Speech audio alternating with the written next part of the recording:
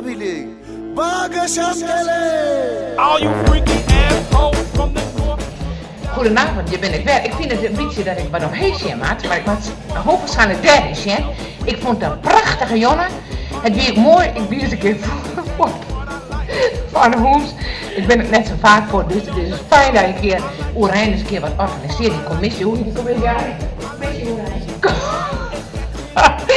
Commissie Oerijn. Oh, kijk dit beeld. Mijn kinderen niet schelen, want hoe ze het al net zien. Maar ik vond het een prachtige jongen. En Johan en Ernst vond ik echt, ja, ik geniet van die twee man. Maar nou denk ik wel, moest staan, mijn man is natuurlijk, dus heb ik van deze man gelopen. Dit is maar als een grapje natuurlijk, hè, maar als dit ergens opkomt, dan is het serieus en tegen nou, die moet ik toch zo weg hoor.